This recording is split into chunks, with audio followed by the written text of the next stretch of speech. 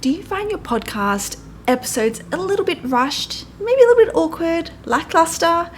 I'm sharing the solution on how to be confident, clear, and magnetic in your ending so that your listener takes the exact action that you want them to take straight away. So in this video, you will learn how to end a podcast episode so that you get the outcome you actually want, the importance of being the initiator in the podcasting dynamic, and how to be confident and authentic in order to magnetize your audience. If you are an expert looking for the best advice on how to grow your podcast audience, subscribe to my channel and hit the bell to be notified whenever we post a new video.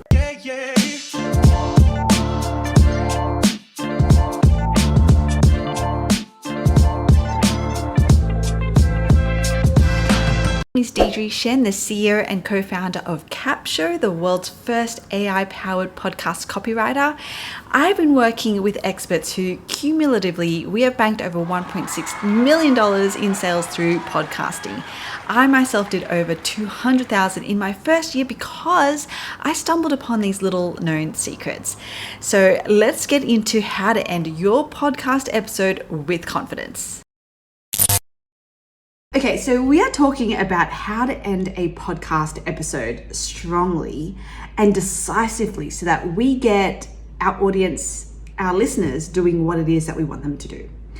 And this is going to be a bit of a coaching session for me as well, because as I mentioned, as a serial dater, Bonner is going to coach me through how first dates end and what we can take from that in order to construct a really awesome podcast ending.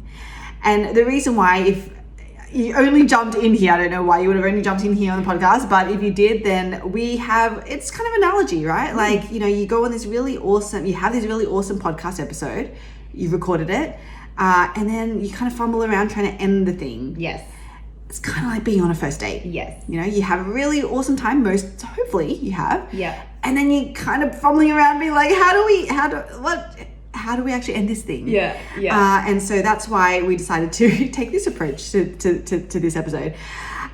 So by the end of this, I'm going to know exactly how to end my podcast episode so I don't feel awkward. Mm-hmm. I'm not fumbling around. Mm-hmm. And I have my listeners, you, if you're on here, taking the action that I want you to take. Yes. All right. But start us off. Okay, all right. So really there are 3 steps to this, which is also, I know you said earlier you didn't help, but you definitely helped me think through because I was like, I don't know what happens, but I mean, I know what happens, but I don't know which order, but I think this really, really helped. So step 1 is first and foremost, you need to make a mindset shift. Now, some feedback for you, Deidre, I think you've already made this shift because I think, you're really, really strong in this. But for those of you who are listening, who may not have kind of really made that mindset shift where you're like, rather than you trying to really reach and impress your audience, who in this case would be your date, in the analogy, really what you first need to sit with is, hang on a minute, I need to think about how I feel. That's the most important thing. And then that is what gives you the confidence to actually become the initiator. So you want to take full ownership of the fact that in the dating dynamic, regardless of who you normally date, you are in this case with your podcast, you are the initiator. You're not the passive responder to the dynamic. So once you take accountability of that, it just becomes a totally different, all of the steps 2 and 3 become much, much easier. And in doing that, when you're initiating, for example, my dating experience has been such, like I mentioned earlier, that when, the men that I date have done that from a place of not to impress me, not trying to, figure out what it is that I like and do that, or, some rule book they've read somewhere else, some guru has told them to do this to impress girls, as if, women are this monolith. But really they're very comfortable with themselves. Yes. They're really in tune with how they're feeling. They like me, and they make that be known by initiating. And then now I can just focus on how I feel and whether I want to respond and reciprocate or not. And 9 times out of 10, I do, because I find that kind of confidence very attractive. Yes. And I think when I listen to podcasts as well, even if it's a new podcast, that's what I look for from a host, right? I'm already kind of interested, obviously, on the topic that they're talking about, but just that they know exactly who they are. They don't leave it up to me. They're really, they take initiative, they're welcoming, they're open, they're not obsessing about all of the things that I'm worried about. They're just being themselves. And I'm like, wow, I just want to keep listening to this person / dating this person. I think it's actually very similar. It's very similar, right? Yeah. So but a lot of people don't make that first step. Yeah. Including myself. Yes. And just to be clear, when we're talking about this mindset shift and being the initiator, obviously we're not talking about you individually reaching out to your audience. Like, that's just not how this works. No. But it's really about the confidence that comes with knowing the value that you provide. Yes. And who you are. Yes. And bringing that to life. Right? Absolutely. Because a lot of times when you're not quite sure of those things, and I also understand that there might maybe some new podcasters who are still trying to figure that out. They're trying to figure out their voice, they're trying to figure out the message, and that's okay. You know, that's you may not see a lot of initial growth in your podcast and in people, you know, wanting to opt in, like follow you. But that's okay, because that's also the great thing about podcasting is like it's such a safe space to figure this stuff out. Yes. And then once you do, then you'll find yourself take off like that. Yeah, totally. I think a good analogy, which I think you'll love, a sub analogy on the dating thing is when I started dating guys who were younger than me. And, you know, a lot of I was just reflecting on this, funny jokes aside, you know, Kruger down, whatever, funny jokes aside, them, I guess the younger guys that I did successfully have multiple dates with are the people that they're not trying to hide from the fact that they're younger. Yeah. They probably are still slightly intimidated, especially if this is new for them, to date someone so much older than them. And, you know, I'm a pretty direct person, so I'm not probably the easiest person to date. But all that aside, you can just see that they're not pretending. They're like very clear about where in the journey they are. Yes. But they're just themselves, and they make it very clear. They don't have any hang-ups around who they are and who I expect them to be. Yeah. And that's really attractive. Yes. Right? So if you are new to your niche / new to podcasting or whatever, then your podcast becomes more about the journey versus knowing everything. But if you have been in the game for a very long time, and that's awesome too, then you can provide a lot of expertise. As long as you're true and authentic to where in the journey you are, that's highly attractive to the person that you want to magnetize. Yes, I love that. Okay, so that's the first step. The first step is really more of a mindset shift to be that initiator, have that confidence, know the value that you provide. That is how you're going to really magnetize your audience. To get to the end of the podcast episode, you know, to get to the end of that first date. Yes. But to also set up that ending so that you get the next one, if that's what you want. Yeah, all right. absolutely. So love that. Hopefully that's what you want. Yeah. If you don't, just don't worry about it. keep being awkward. That will be fine. Yes. That's a good way to turn someone off. They won't text you back. Yeah, so once you've made that mindset shift, which you might need a bit of time to do, and it's an ongoing process, step 2 really is now we're really getting into the meats and potatoes. So what you want to do is you want to give someone a really clear, immediate next action you want them to take. Okay, so when I was thinking about my first dates, obviously it's not, you know, we're humans, so it's very organic and dynamic, which is how you want it to be. So really that's what I call almost like the preamble before the goodbye, right? So this is where if the evening / the day or / the dynamic allows, this is probably where you're going to kiss, if that makes sense. Like I said, 50-50 doesn't always have to happen for it to be great. It's just that energy and chemistry that's there. So this is where, you know, you might, when I say there's only like one clear, immediate next step you want them to take, there might be multiple things that you want to let them know. So you want to let them know that you had a really great time. You want to hint / even say the fact that you want to see them again. You know, that I hope you have a great evening. I hope you have a great weekend. Like all of those things, feel free to say them.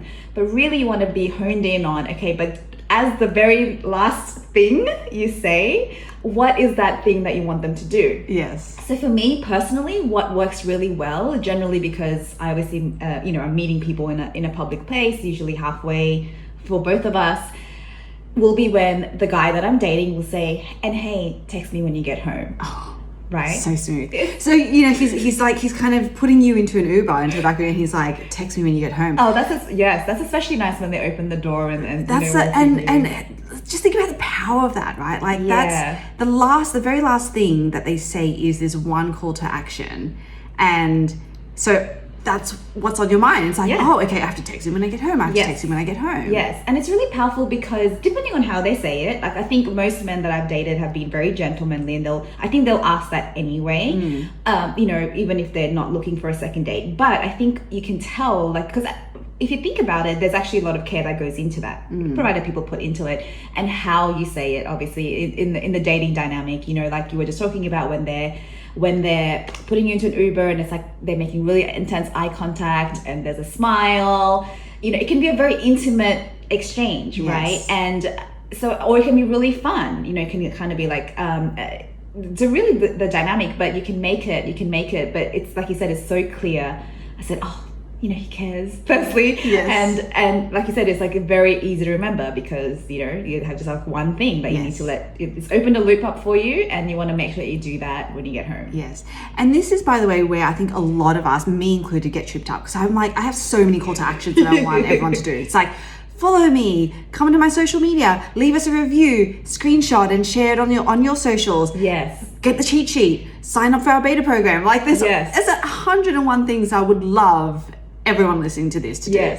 But I think the powerful thing is people can only really remember and do one thing. Right, that's right. And that's the same in dating, right? Like absolutely. You're probably only going to remember and do the one thing, which is text me when you get home. Yes. But the great thing about that is it opens a loop. It does. And not just a loop, but it opens the door for additional dialogue and for that next thing to happen. Exactly. So that's really all you want to do at the end of your podcast episode is like, what is that next door that you want your audience to enter so that you can have that next dialogue with them. You can have that proverbial chat, SMS text chat. I don't know. Clearly I don't do these things. What's the thing called when you pick up your phone? Yes, but that, right? So absolutely. That's really what you want to be thinking about for your ending podcast listener, a podcast listen to this podcast, who has your own podcast.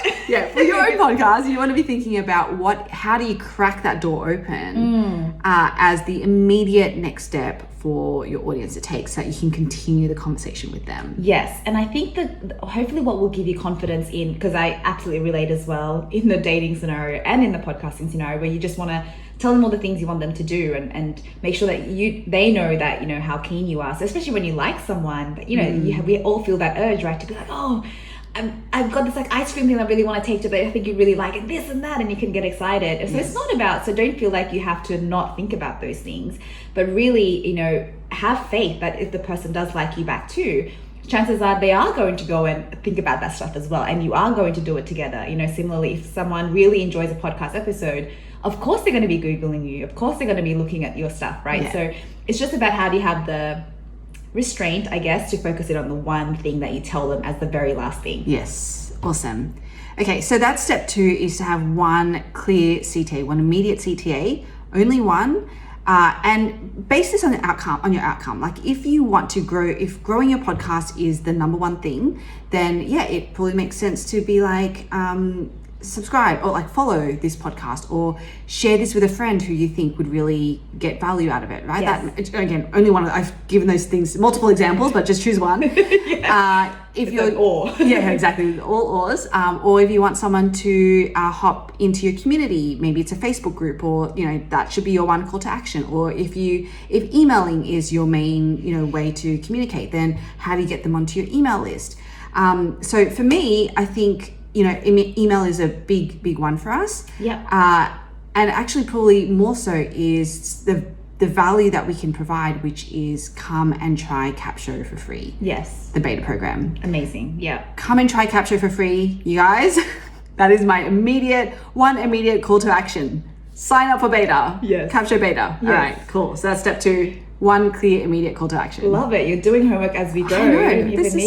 I'm an implementer. Let's do this. All right, step 3. I'm ready for this. Love it. Okay, so step 3, now that you've kind of set yourself up, is really about, how do you make sure that content of that call to action, so you kind of set yourself up mentally, you know exactly what you want them to do, the one thing. With that, now that you've got all the luxury in the world, to really, really finesse that, is that how do you be really memorable to this person while being yourself? And for me personally, the more yourself you are, the more memorable you are. But sometimes I know people think being memorable is doing all these things that aren't them, right? So make sure you're being yourself. But how do you just take that extra care to be memorable? So really in the dating world, what I appreciate, especially when you're just kind of in the first date phase or you've spoken for a little while, is, people being very, I guess, like humble about the fact that you are dating multiple people, and they may be as well, right? So you want to be present in the date itself, but remember, you are in this game of life, Yes. say, but really it's having that acknowledgement to say, okay, I'm not the only person that this person is potentially considering as a romantic partner. What can I do to continue to be myself? How can I not be passive, we talked about earlier, and really make an effort and finish strong, basically. Yes. So, and it really doesn't have to be anything crazy. Like you said, you've already got, in this case, text me when you get home. I think that's always a really, and you guys listening who, I think that's always just really, really nice. Yes. It works so well. But so you can always do that. The basic one works. That's fine. Again, like I said, it's really powerful. But usually for me, it's like once you've spent these, a few hours with someone, you've probably developed a bit of a rapport with them. You've got your little, funny little, dynamic going, and hopefully it's like, starting to get really good. Then you can infuse some of your personality that speaks to the dynamic that you have between you for the very, very same thing. So one example would be, I was dating someone, I shouldn't say I was dating someone. I went on what do you call this, a first date? Anyway, it was one of those like accidental first dates or whatever. Anyway, regardless, he got my number, and he put me in an Uber and all of those things. And basically he said goodnight, and he was teaching me Hebrew on that night very poorly. And he said it to me along with texting when you get home. And I texted back. He said it to me in Hebrew, and I was like, that was really sweet. Again, there's not many people teaching me Hebrew right now, Yes. or ever. And it was just like a nice little touch that just spoke to the dynamic that we had. Again, super restrained. Like, I hope you have a really great night. Whatever, nothing crazy. But that just added that little memorability, and it's something that I would probably mention to a friend and feel good about, right? So I think it's almost like, what is a little extra personality you can infuse in your ending that gives that person, reinforces that to your audience in this case, or to your date, who you are and your personality, but then still is true to the call to action. Yes. Okay. So this is really, really cool. So this is almost becomes your sign off, and this is where I honestly fumble. Like, I fumble at the call to action for sure, because I'm just like, I want you to do all these things, but then I'm also like, how do I end? So do these things by. Right, but what you're saying is like, if we can think of almost this sign off that's specific to us and our personality, like showcases our personality. Yes. Hopefully talks to your audience in a specific way. Now, this is something that on the fly, I'm going to struggle a little bit to really hone in on, but something that immediately comes to mind, because I was just I haven't really actually fully sort of promoted it, but I do have a book that we've just released. It's on Amazon. And I'm the CTA as well now. Yeah, exactly. And a couple of people in my community asked for signed copies, and I was like, I don't know what to say. And so the thing that came to mind was like, stay awesome. Love it. That was my thing, right? Love like, it. stay awesome. Yes. Hey, Brian, stay awesome. Yeah. Love Deidre. Like, that was kind of what I signed the book. So I was like, maybe that's just naturally me, right? Yeah. I say awesome a lot. You do. And so maybe that is just the thing that I just go with for now, at least for now, right? And maybe I can change it over time. But I love that. It's short, it's succinct, it's to the point, high energy. That's all of you. And I think that's the thing that's going to make that infectious. I mean, you should try it out, by the way, when we end today's. Oh, totally. See how it feels. But it's like, it needs to feel like you. Yes. And, whether it's in a funny way, whether it's in a serious way, if it comes across as you, I think your audience will love it. Yes, I love it. Okay, cool. So let's go through, in summary, 3 steps to how to end a podcast episode really strongly and get the outcome that you want. Step 1 is all about the mindset shift. It's all about being the initiator, knowing your value, having that confidence in it, and just projecting it. That's right. So attractive. So Bono right now is like, yes, please, more of that. So you guys, if you're interested in anyway, that's an aside. We'll take that offline. That's a different podcast. Yeah. Okay. So step 1, mindset shift. Step 2 is have one clear call to action and make it as immediate as possible. Like, what can someone do almost then and there? And what's something so simple and so easy that can stick in their mind to do. So in the dating world, text me when you get home. But for your podcast, just think about what is the outcome that you want. So for me, I want people to come and experience And then step 3 is to be memorable, be yourself. How do you sign off in a non-awkward way? Because this is a great thing. This makes it not awkward. That projects your personality and, you know, hopefully vibes with your audience. And hey, if you're just being you, then that's going to vibe with your audience because you just attract who you are. Absolutely. So those are the 3 steps.